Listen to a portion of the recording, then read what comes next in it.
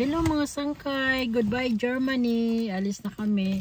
Ayan ang aking asawa at pupunta na kami sa airport mga sangkay. Ako ay sobrang yung excited at hindi ako mapakali. Sakit ng aking tiyan. At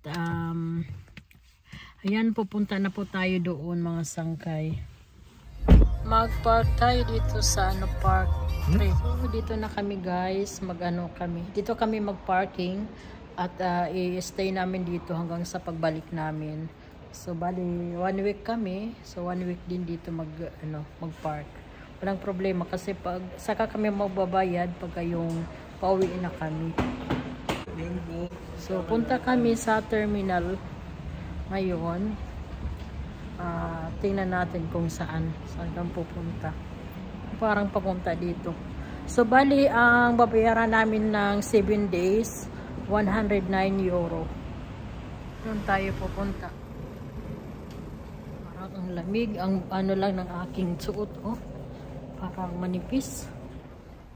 Maraming mga dito, mga elevator. Ayun. Dito tayo. So dito na kami sa terminal. Punta. Schatzi? Saan tayo pupunta? Saan?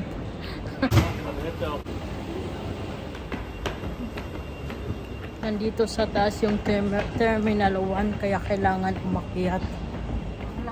Ang laki ng dito sa Köln-Bonn ng airport.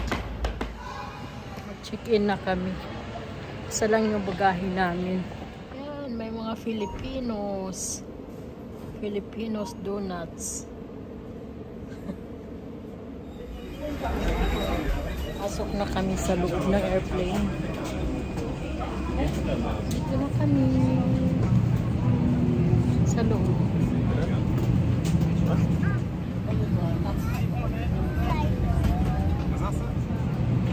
Dalawa lang kami.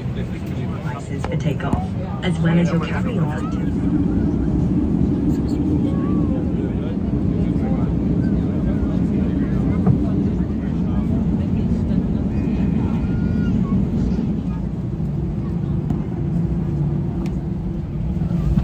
Nakalabas na kami. Diyos ko. Bali, 2 hours and 20 minutes. Iyahin namin.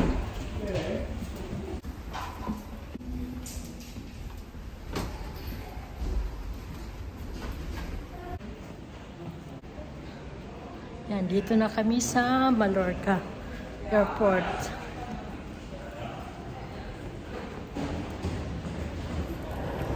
Ha?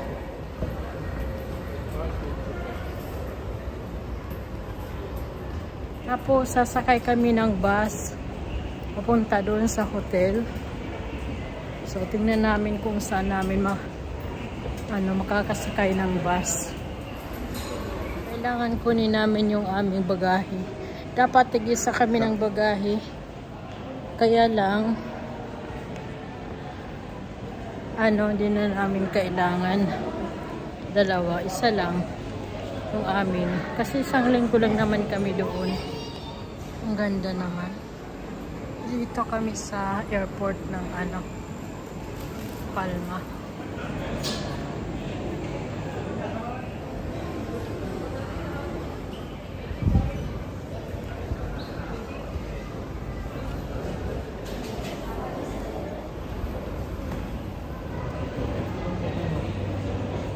Toilet.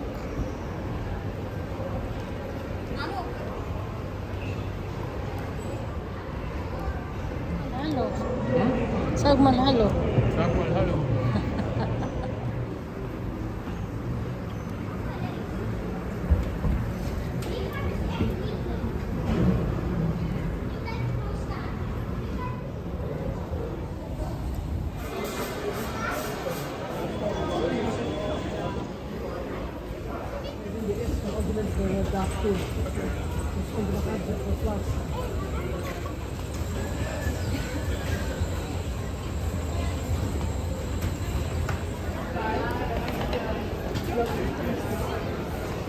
So, nandito na yung bagahe namin. Nakuha na namin. Kailangan sumakay kami ng bus at punta doon sa hotel. Kailangan i-ano namin muna dito.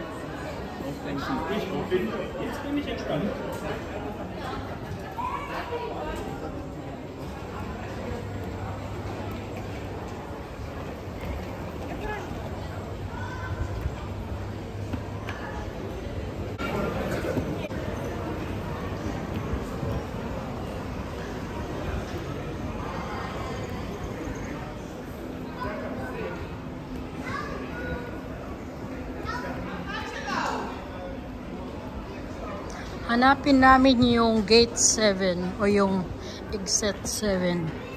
Doon yung bus namin. Laki dito. Pag hindi mo alam, malilito ka. Guys, 6 doon kami sa 7. Doon yung ano namin, bus. So, yung bus number 7.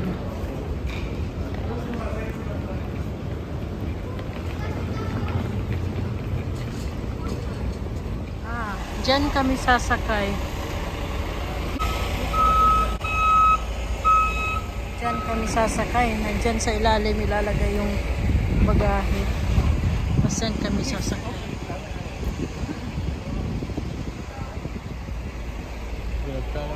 Ay, dito na kami sa bus. Ano pa ito? Biyahe pa ito ng 40 minutes. Ito naman sa labas. Gutom na ako. Mabuti may dala kaming yung nuts. Ano na ngayon, 8:30.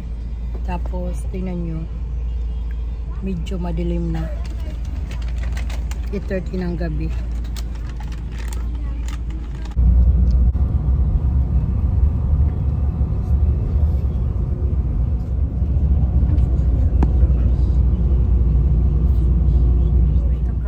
Yung pagpasok mo, ito yung CR nila. Pakita ko sa inyo. Kararating alas na ngayon, anong oras na? Alas 11 na yata ng gabi. Yan ang CR nila. Tapos dito naman yung shower. Malinis. Tapos dito naman yung ayan, yung room. Yan, pwede kang mag-charge dyan.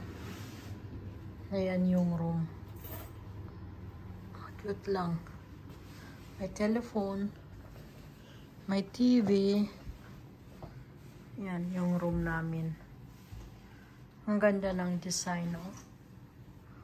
So yan lang muna. Yan lang muna mga sangkay. Kami, na, alas 11 na ng gabi.